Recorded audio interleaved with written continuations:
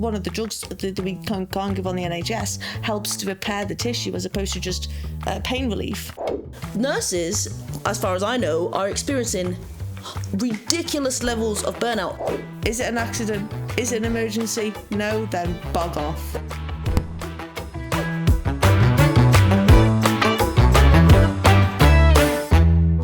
The NHS, what's good with it, what's bad with it, and what needs to change. I'm Izzy. And I'm Garcia, and welcome to Informally Informed. The NHS, it is the largest employer in the world. One of the largest employers, much of it's the largest. I feel like it's 1.34 million, I know that much. It's a lot of people. It is a lot of people. A lot of people depend on our NHS, and I'm concerned that it's being ran into the ground. But before I start in on all of its failures, and they are numerous, this is Goku, by the way. He's my pride and joy. He's 10 years old.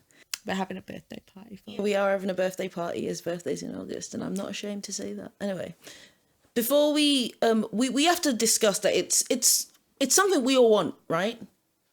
Izzy, crew? Yeah? It's something we all want. I mean, I can't imagine living in this country and not having it. And everyone that recounts that discusses how difficult it was without it. So, I mean, the population's living longer. Which causes issues for the NHS. It does. So the question then becomes, was it always effectively doomed to fail in the long term? Because as it stands, the NHS is not working.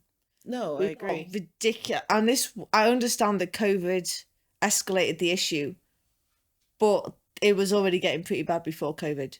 Now we've got, replacements, 2-year waiting lists, people sat in A&E. When I was working in A&E, we had trolleys in the corridors. Every night it was rammed all year round. Patients in the corridors. Patients turning up to A&E for things they could go to their GP for, but they can't because they can't get appointments with their GP. There's a lot of issues going on with the NHS. And the question you've got to ask yourself is it being free, in inverted commas? Is that worth potentially risking your life by using a system that is not equipped to deal with you?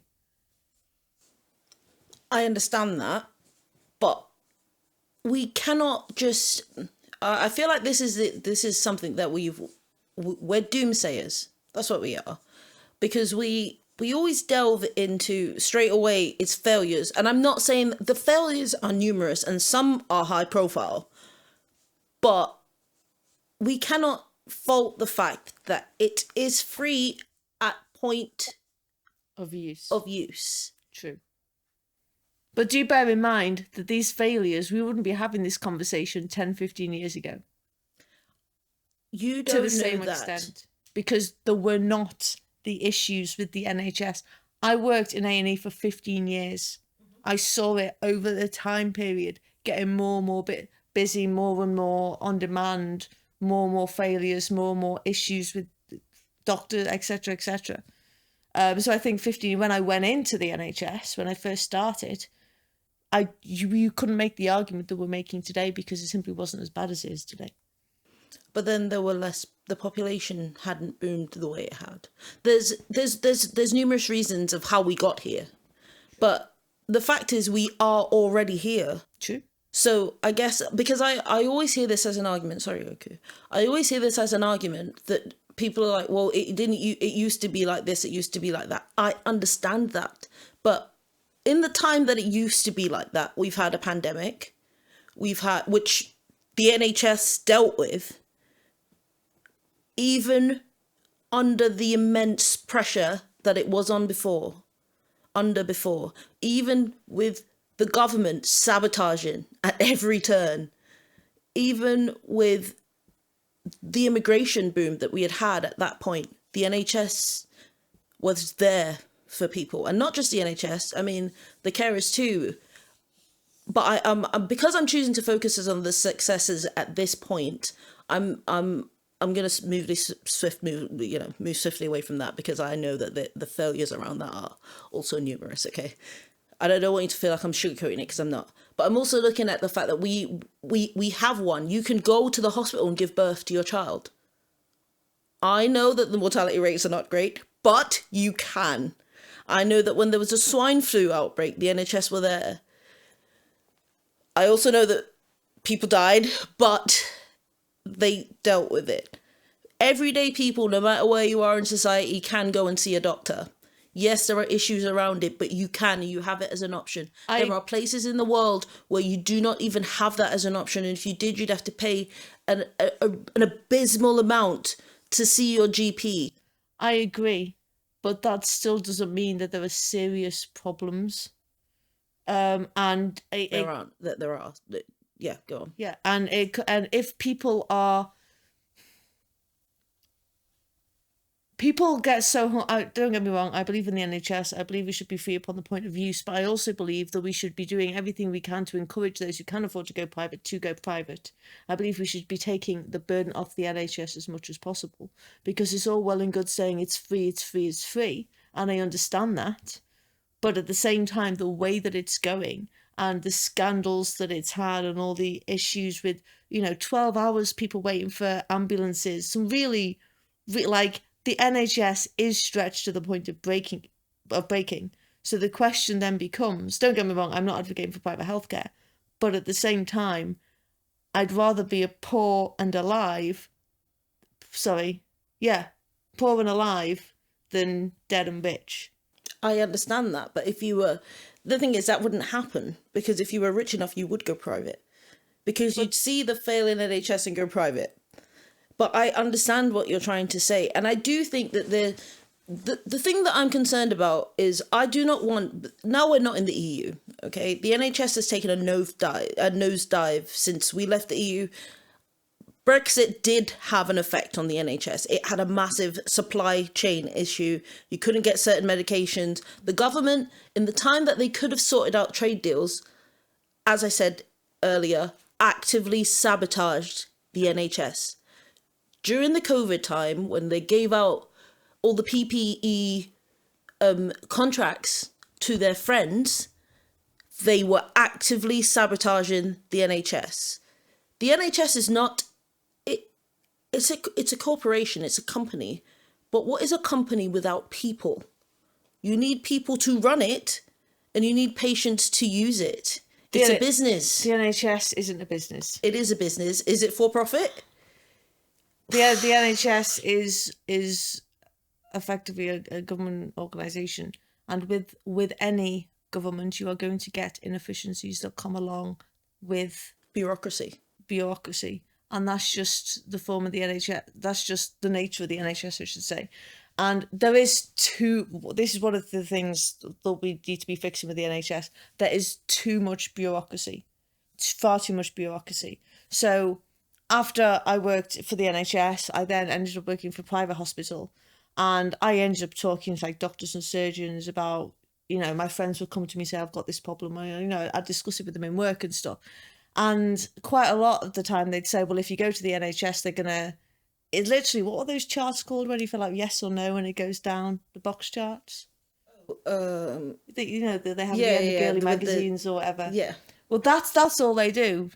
Is it painful when you pee? Yes, no. If you go yes, there's another one. That's all they do, and then they allocate accordingly.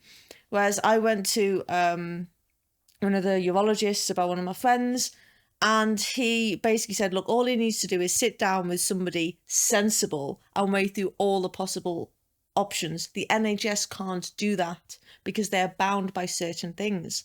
We were giving drugs to patients for pain relief, for like steroid injections to their knees and stuff, with drugs that you cannot get on the NHS because the NHS won't fund it. So you are getting a better service. You are healing better because one of the drugs that we can't give on the NHS helps to repair the tissue as opposed to just pain relief. So it's a better, and people are unaware of this.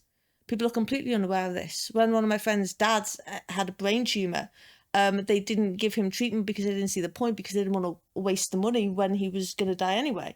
So there's certain things like this that they will do private, and people are unaware of that because of this whole cult for the NHS. The NHS is wonderful. The NHS is free. It's not free. It's not upon point of use. Yes, at point of use. But if people were more, what we should be doing is encouraging people to go private, to get health insurance as soon as they can, all this kind of thing, make it easy for people to do so that the NHS is not overburdened. But okay, I hear you. But hear me out. The NHS is a cultural institution that in this country has served millions. The failings that it has now are a Not culmination. going away. Sorry? What? What did you say? The failings that it has now are a culmination of things. We didn't just get here overnight. The NHS has been failing for quite some time. Yes. It's government after government have tried to fix the NHS. It's the best that it's been in my lifetime was, well, I hate to say it. But it was under Blair. Can I add to that? You can. So this idea of putting targets on things does not mean that the targets, well, not even that the targets are going to be met. What? So say, for example, if you book a GP appointment and you say, okay, you have exactly 7 days to get somebody in for a GP appointment. If you fail that target, we're going to fine you or whatever, right? All that happened was a receptionist basically just stopped answering the phones. Yeah. Because the minute you pick up the phone, you then have 7 days from that point onwards, right? So it does. So on the surface, the numbers might look all fine. Oh yeah, we're hitting all the time. This, that, and the other. But what the data is not including is the people that are ringing and ringing and not getting an answer. So although it might look like the service is doing better and that the targets are being met and everybody's being seen quicker, in reality, that's not always the case. Okay, so where we are now, though, because I really want to focus at where we are now. Where we are now is a situation where the NHS cannot sustain itself. It's chronically understaffed. People say that there's not enough. It's underinvested in, but also a large portion of the budget goes into the NHS. The NHS it's inefficient. The money is being wasted on unnecessary things, and then they keep trying to fix it with more money. But if you pour money into a volcano, it ain't gonna stop the volcano from not erupting. So it's not underfunded. It's not underfunded at all. It's inefficient. But then, it's chronically understaffed, and they keep putting in these consultants and people. I don't mean consultants as in doctors as consultants. I mean business consultants who are trying to run it. They're not participating in the NHS. Let's just be clear here. A lot of these people are the people of private healthcare. There's nothing wrong with that because a lot of private companies will give you the benefit of private healthcare. So there's nothing wrong with it. But they're not using the NHS in the same way as, say, Old Mary down the street would. Because Old Mary remembers it being implemented. Old Mary is paid into it. And Old Mary knows that it's supposed to be there for her. So I understand what we're saying. But if we're looking then at, on paper, the NHS might look like one thing, but to work in it, to be in it, to use it is a completely different thing. A lot of people that work in the NHS use the NHS. Okay, they know it's inefficient. They know there's loads of people that their families, their friends passed away during the COVID time whilst they were giving up their time to look after everybody else. What were we doing? We were giving them claps. Claps don't pay the bills. And then afterwards, when the pandemic, if things had opened up, Rishi Sunak put in his eat out. What was it? Eat out to help out. Eat out to get more COVID. When he did that and ended up messing up the country even more, so we had to go into, second and third lockdown, it was the NHS that was there for people. But when it came then to rewarding the nurses, the doctors, the consultants, the physios, the people that still went to work, what did we do? Turn them into a news piece and made them seem greedy when they were the ones that were looking after your relatives. Keir Starmer, now Prime Minister, presidential candidate Keir Starmer. Our glorious leader Keir Starmer. Illustrious indeed. Hail, Smarmy what's his Starmy face? at his finest. Like Caesar.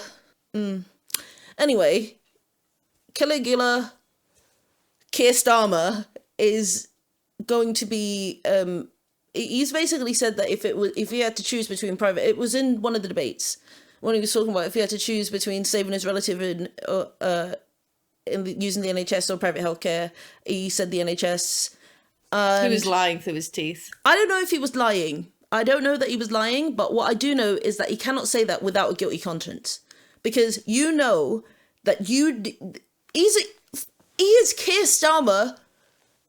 Sir Keir. There's no way anybody would let their relative die in if the they NHS. could help it, if they could pay to go private. Knowing that come winter time, it's so bad that you'll probably die before you get an ambulance. And it's not for lack of people trying, because people are going to work. The NHS is a all-year service, 24/7 service. Hospitals don't close. People are staffing this. So, and then let's not even go into the violence of the staff, all the other crap you have to deal with. Because when we have to look into that, we have to look at police failings, and I don't want to go into the police right now. But if we stick just to the NHS and where we are, we didn't just get here overnight, but we are here. It's had very massive payouts from negligence and high profile issues like the NHS blood scandal that's now still going through the MP. And of course, I don't want to say it too loudly, but Lucy Letby. All of that happened. Do you know what I mean? We can't just brush it under the carpet and pretend that it didn't. And the NHS have had to pay for that. So this is what I mean when I say it's not free, because the taxpayers are in fact paying for that. It was in the billions. It was in the billions that the NHS have paid out, and those are up to date numbers from 2023. 20% of taxpayer money goes on the NHS. And I'm just like, that is a large amount. It is a large amount of money for people that probably the majority of whom won't see that back. And it's top heavy. Because 20% of all the taxes, that's not just 20% of your income. That's 20% VAT on everything that you purchase. That's, tax every time you fill your car up. 20% of the added tax you go on goes towards the NHS. Over the course of the month, you're paying hundreds with all the things that you have to pay tax on top of. That's going towards, 20% of all capital gains tax. That's a hell of a lot of money that you're paying into the NHS over the course of your life. And just realistically, you're probably that's not going to be spent on you. Most people, it does not be spent on. That money gets spent on people with long-term conditions for the most part. But then, okay, so can we touch into... one operation or a couple of operations. The good thing about... One massively good thing about our NHS is... I don't even know if that was a good sentence, but I'm keeping it. Is that it has all different services within. It's not a monolith. There are different services within. It's made up of general nursing, which is what most people think of. General hospitals, which contain radiographers, nurses, doctors, surgeons are there. And then you've got the mental health part. You've got psychiatrists, mental health nurses. You've got the, what are they called? Wellbeing practitioners, psychological wellbeing practitioners, psychologists. All of these people make up the NHS. We need to look at how it is that we need to rebudget. We need to think of how we spend. Lot of moving cogs in a large, very, very large system. Because this is always the issue when new governments come in and when people discuss the NHS, it's, well, these are the issues. These are the issues. We use the NHS. We know the issues. How do we fix it? So, Izzy. How do we fix it? How do we fix it? We need to... I hope you're listening, Keir. This is the stuff of dreams. Go on, Izzy. If Keir Starmer gets up and does a speech in 5 years' time about how he tried and failed and he got his ideas off of the Informally Informed podcast and to blame us, then, okay. Too many managers. Not enough people on the shop floor. There needs to be more training. There needs to be incentives for training. So if you want free training to become a doctor, nurse, name your profession within the NHS, then you have to make a commitment to working in the NHS for 5 years. But there is no free training anymore. Everybody has to now pay. I understand that. It's if You're you want talking it. about solutions. Yes, okay, so we re-offer free training. Bursaries. Bring bursaries back. I think they are back. So there is free training. No. The bursary is different to the tuition fee. Tuition fee bursary. I got a bursary for university, which paid my tuition fee. They're separate things, but they don't do the tuition fee part of it anymore. You only get a bursary, which is up to, I think it's, if you have kids, it's like 1,000. Well, when I went to university, it was called a bursary. That was when Jesus was a boy. Fee. So anyway, we've moved on if you want, society has evolved. If you want free tuition fees, we've moved past the dinosaurs. Then you need to get. If you want free tuition fees, you need to stay in the NHS for like 5 years. Yeah, after you qualified. I understand that. And that's going to encourage more people to go to university and to stay in the country, which I suppose deals with the brain drain thing. I think that it's too top heavy. I think there needs to be less. I understand there's a lot of bureaucracy, but we need to. I don't know how deregulatory we could get it, but I do think there's a lot of over the top things within the NHS. Obviously, keeping all like the health and safety stuff and things like that. But I think there needs to be less managers and more people on the shop floor. That's not to say that I don't believe. How can I phrase this without upsetting too many people? Healthcare professionals don't always make the best managers because they are healthcare professionals and they know how to doctor or nurse or pharmacy or radiography or whatever it is that they're doing. But when it comes into management positions, they don't necessarily know how to people manage. And that is why a lot of the time when it comes to managing hospitals, like the chief execs of hospitals, they don't necessarily have a health background as a result of that. So I'm not saying get rid of career progression or anything like that. I'm saying we need to be investing in some form of managerial training for a lot of because I've seen fantastic healthcare professionals go into positions of management and royally cock it up, right? So I'm saying we need to bring in some, because I think I understand that funding is an issue, but a lot of the things and a lot of the scandals, they can be fixed with a good structure and a good, like, take our local hospital, right? It is arguably one of the best countries hospitals in the country. It doesn't have any more money than a lot of the other hospitals. That is good management that's got it there. And we're forgetting the importance of that. Okay, so I disagree with what you said, but only parts of it. I agree that yes, it seemingly is top heavy, okay? But I think that because the NHS is so big. But I understand that they have a lot to do, which is why I mentioned the too much bureaucracy. That's why I put that in there, because I understand if you got rid of a lot of the managers remaining would be swamped. Yeah. They don't have an easy run. So that's why I made the point as mentioning managers that we need to cut down on some of the bureaucracy that goes into things to reduce the number of managers, because they get paid. You can hire 3 band 5 nurses for one manager. But okay, so my experience is working in mental health, okay? For one nurse, there could be, on the night shift, let's say specifically when the managers aren't around, there's one nurse and all the patients, plus the staff.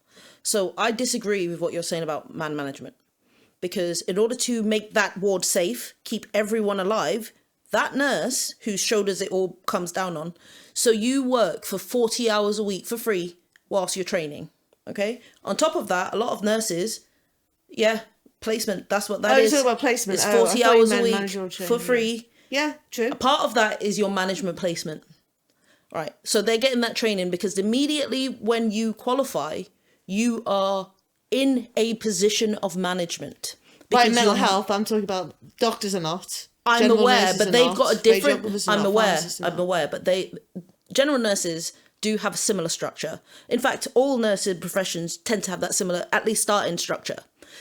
The doctors, I don't have that information because I still don't understand how it is that they do the banding. And no matter how many years and how many I've tried to explain it to me, I don't know what's the difference between an F1 and a CT4. I don't know, but I don't. No point in explaining it. I'm on a roll. Okay. So what I was saying is that nurses know how to manage. I will say that in obviously my experience is just on one specific place, one specific field. Because when you train, you do train for your specific field. So if you take a general nurse and you place them in a mental health hospital, they would know what to do to keep them alive, but they wouldn't know in terms of physiology, anatomy and physiology, but they wouldn't know how to keep them alive in terms of their mental health. So Sure, but I understand what you're saying. There is a point in this. There is. What I'm trying to say is that I think that they need to manage. They need to be promoting within the structure more, as opposed to but not promoting to the point where they lose touch. Because I think that that's the issue. These CEOs that they bring in from outside they're not using the NHS. They're trying to manage it as though they're managing the businesses in which they came from. So the compassion part of running that bit is a hospital. It's not a giant, I was going to say a shopping centre, a store name then, but it's not a giant shopping centre. These are real people with real feelings and real life and death situations. Also, you're managing not just the staff, but also keeping the patients alive. That's a lot to put on the nurses, as far as I know, are experiencing ridiculous levels of burnout. Everybody is. Everybody for sure. is, because the NHS is there for you. Sure, COVID happened. Nobody cared about the staff that were dying. It was about the patients that were dying. And of course we have to worry about the patients that are dying. But the problem is, these are the people that are looking after the patients. If there's no people doing this part, you can't skip this part to get to this part. These outcomes are never going to be good. And I think the problem with the NHS is it's gone so far. We've forgotten that you have no NHS without people to staff it. So I think that the government need to be paying a competitive wage. I think they need to be looking at because From also, where? What do you mean from where? They find they money getting when the they money? find money, don't they? HS2, hello. But what they can find money when they need to, but they won't invest it. They've not. Look at that hospital. There was a few where they couldn't put fat people on. And I don't mean no disrespect to fat people, but they couldn't put them on the second floor because. yeah. Yeah. There was an issue with one of our buildings. They built it and then realised that we couldn't take the mobile machine into it because the floor would collapse. So we couldn't do any mobile x-rays because the mobile machine was too heavy. Because there's no investment in infrastructure. But they keep pumping money into it. Where are they pumping that money? Because it's going in. The inefficiencies, that's what we keep talking about. The inefficiencies, but they And need it needs to be broken down. Garcia, I also don't agree that healthcare, it might be different in mental health, you might get your managerial training or whatever, but I do not agree that healthcare workers, on the whole, make for good managers. They just don't. I've seen it time and time again. They're fantastic, and then they get into manager positions and they don't know what they're doing. They don't know how to deal with things. They don't know about the money issues, how to speak to people, all this kind of stuff. But then I also think that comes into a lot of, well, again, psychology, wherein personality traits plays a massive point, because not everybody who is caring makes a good leader. But to an extent, within the nursing profession, you have to be a good leader because you will be in charge and to be looked at as a leader. So whether you wish to, it's then the problem that we have though is that you have people that remain at these bands for years, and the simple fact is this: they don't want to go higher because they see the shit and they're like, no thank you, I'll just remain where there's less shit. But shit then trickles down. They complain about the shit, but they're not doing anything or stepping into. And it's like you said, because in order to be, I believe that one of the NHS 6 C's is courage. And a lot of nurses do not inhabit that. A lot of healthcare professionals do not inhabit that. Apart from planting a money tree and paying competitive I would not wages. be planting any kind of money tree. I'd be using the money that's already being invested. I would look at where it is being spent. I would break it down by region, and I would go through it in a methodical fashion. There are consultants that the government hire to do this stuff. My question is, what are they doing? Because if you've been doing this over and over and over again, I know you keep saying is the NHS isn't. We know it's inefficient. We use it. We see it in the news every winter. We get it. What are you going to do in a detailed plan? And how do you plan to implement that? Because planning without action is just dreams. And this is this is all we keep getting. And so that's how I feel about it. I'm saying that we need our NHS. We need to keep our NHS. We need to stop punishing people for using the NHS. But there are loads of things that we need to tackle within the NHS. We need to tackle infrastructure at primary care. You keep building all these houses and no GPs. What were you thinking? Although GPs are not directly hired by the NHS either. No, So but even that building doesn't come a out of the practice NHS. and any of those things, it used to be that a community had GP practices. These days, one community doctor serves a massive area. It's overloading these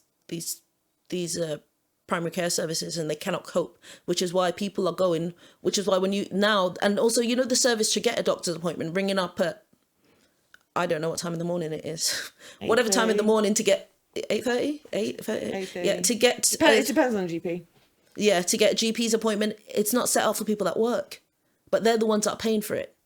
There's a lot more to it than this. We just can't gloss over it and say it's too general. And we discuss these things. We need to break it down. They turn to they go to A&E when they can't get into GP appointments, which in turn clogs up the system. There should be a massive sign outside A&E that says, "Is it an accident? Is it an emergency? No, then bog off." There is there absolutely okay. There isn't one that says then bog off, but there is a sign in our A&E, our local A&E, that says if it's this or this, you need to go to yes, but the they walk-in still centre. treat people.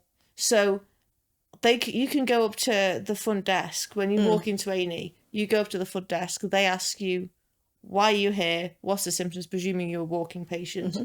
And then if you say chest pain, they extradite you and go sit in the urgent room to get treated because of the potential severity or whatever. If it's, "Oh, I hurt my finger," whatever. Even if it's, "Oh, I've been getting a bit of pain in my knee for the last couple of months, and I thought I get it." That receptionist should have a flowchart. That's the word I was looking for earlier. Flowchart. Yeah. They should have a flowchart that says, "Okay, this person needs to," they should turn people away at that point. Okay, because, and that's only obviously going to work if we sort the GP issue out. Exactly. I'm not saying that. Because imagine they start turning people away at A&E. Could you imagine the uproar? I can. It would be horrifically hilarious. A&E like the Purge. is for, wait for it, shocker alert, accidents and emergencies. But one man's emergency is, it's another man's neuroticism. I'm just saying. Not all. But the thing is, the NHS that we have is the envy of the world.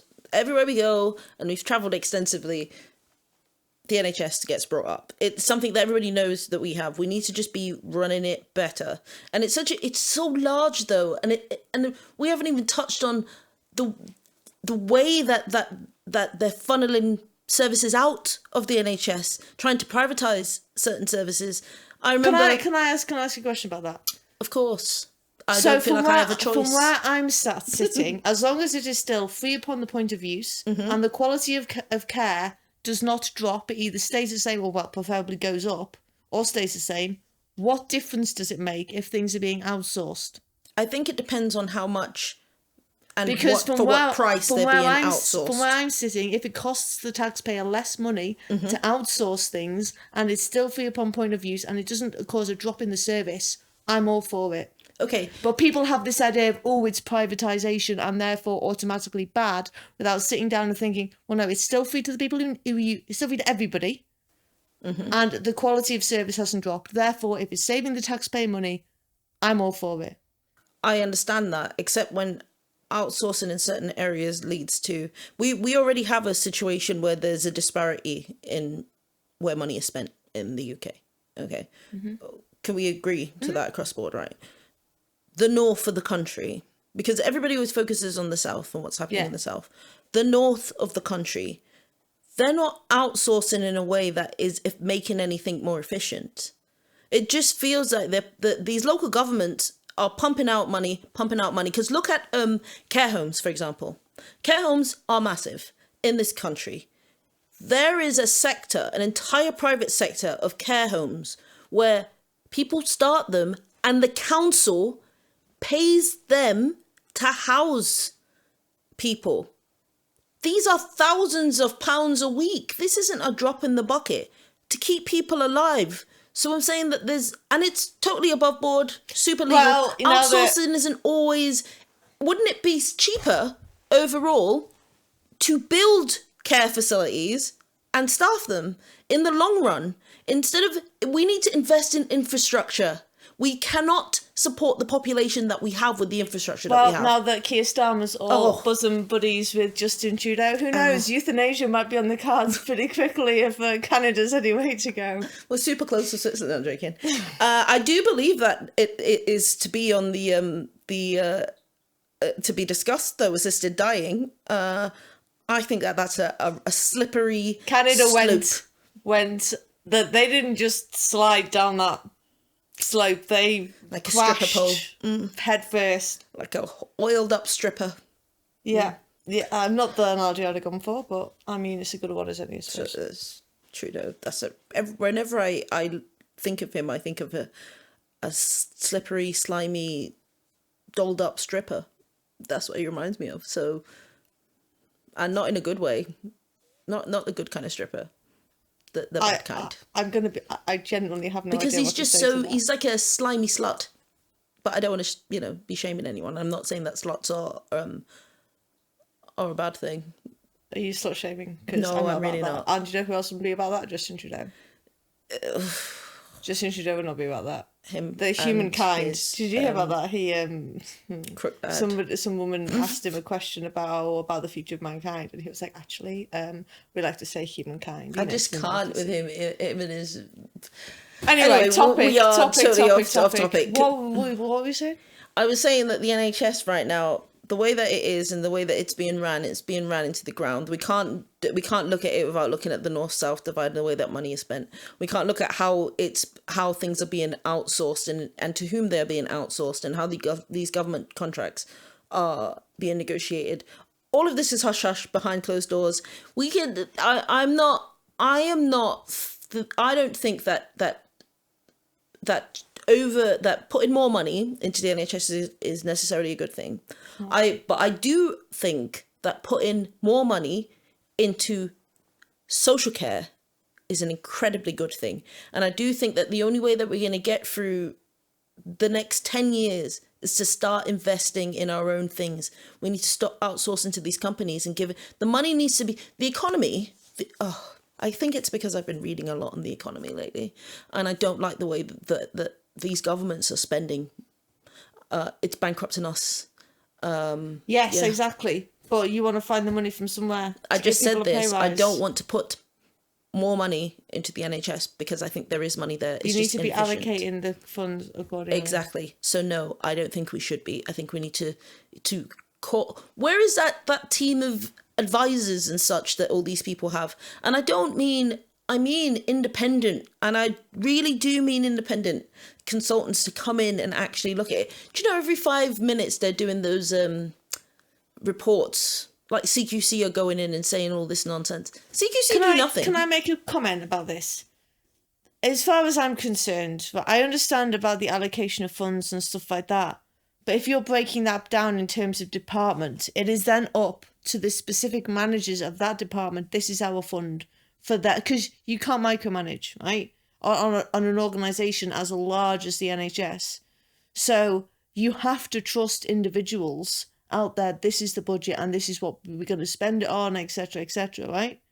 No, because we've done that. So not right. Because we've done that. And if we're looking at then no. So when it comes down to individual decisions on a micro level, I think you're saying that the managers have no decisions about where the money's going to go. The NHS, right? Much like what's his name? I just keep thinking Smart McKeer. Smart McKeer is saying he wants to nationalize energy. Okay. But yeah, He want. No, I'm getting to a point here. He wants to nationalize energy. That's going to have government intervention, right? The NHS, already a governmental organization, has government intervention. But the government has already trusted individuals to do things. The health minister, every 5 minutes, Darcy, you're that's not changed. understanding what I was trying to say. Okay, go on. So what you're saying is, based on my point, is that a manager has no power to decide whether they're going to employ 3 healthcare assistants or 1 consultant. That's the point I'm talking about, where the fund's going on a hospital basis. Okay. Is that what you're saying? I'm saying that we need to be looking at this Because you said you with didn't agree with my point. I think we need to be looking at this with more of a Marxist outlook. So The NHS. what does that even mean? We need to be looking at it in terms of where fair doesn't always mean equal, but we need to be, well, I guess not a Marxist outlook, but fair doesn't necessarily mean equal. And some of the places that we are at now, we need to be some of the funding disparity that's everywhere now means that you've got some really good ones The point- and some really, really bad ones. Agreed. And the point I'm trying to make is you're always going to have that. There is going to be some allocation of funds within department. Yeah. That's just a reality. So I Yeah, don't know why of you course. disagreed with me earlier. But anyway, moving on.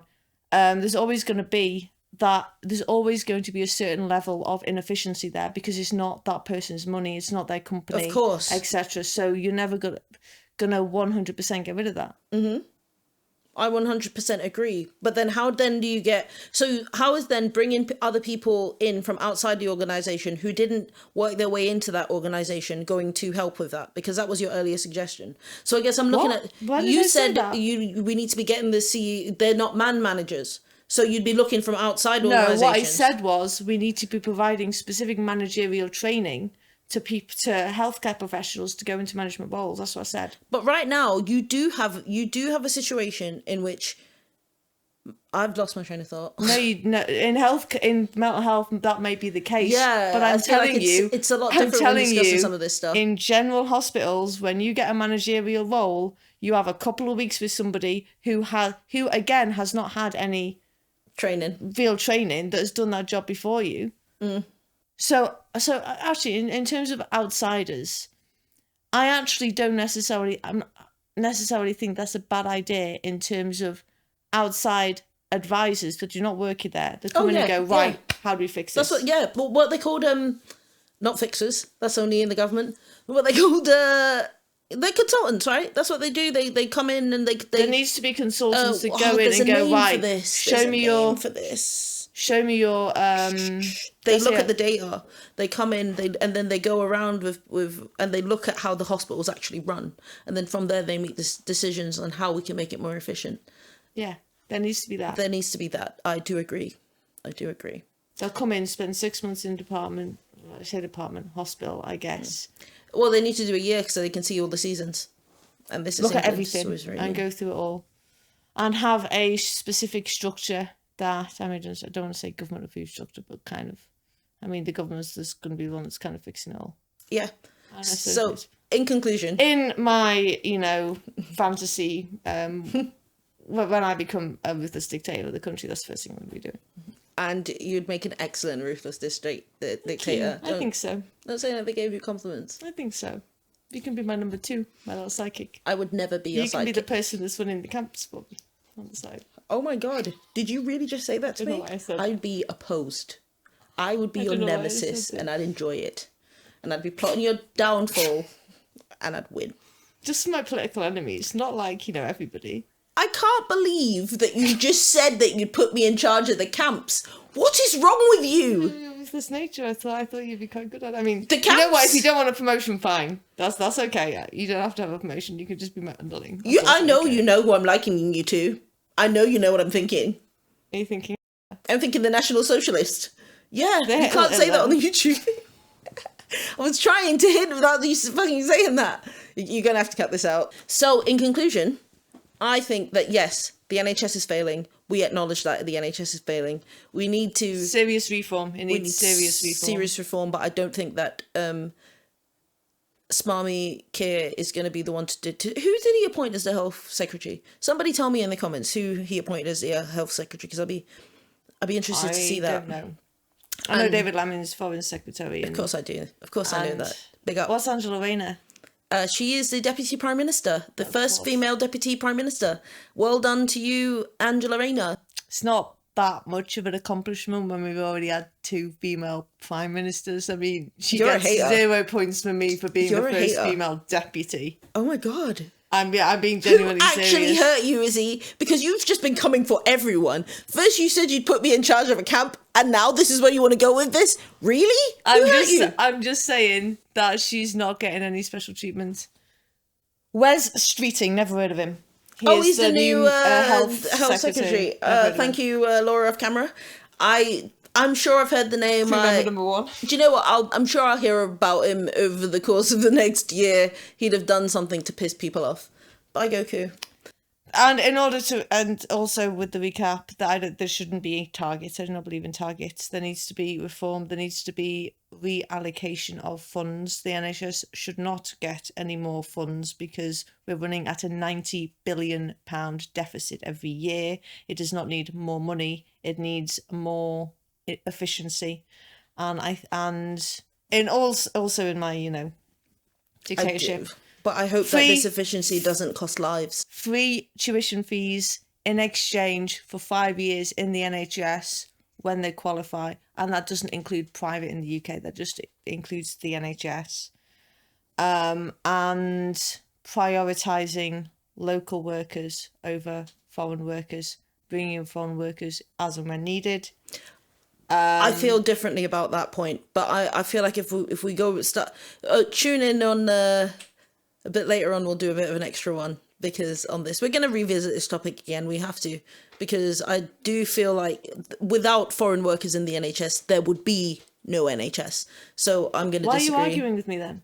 Because you said prioritise local workers over foreign workers, but the fact is... But bring in foreign... I didn't say don't use foreign workers. We need foreign workers. I'm not saying we don't need foreign workers. Yeah, but I distinctly remember having a conversation with somebody earlier who informed me... yes, I forgot about this. Local nurses I forgot about not it. being able to get jobs because of the foreign workers that are coming in.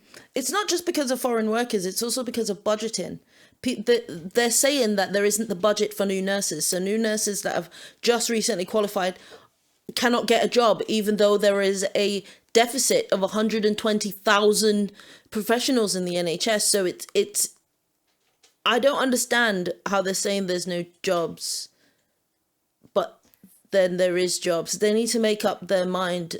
Shout out to Mr. Frisbee, who Dominic Frisbee with his topsy tipsy Flippity floppity floppity song.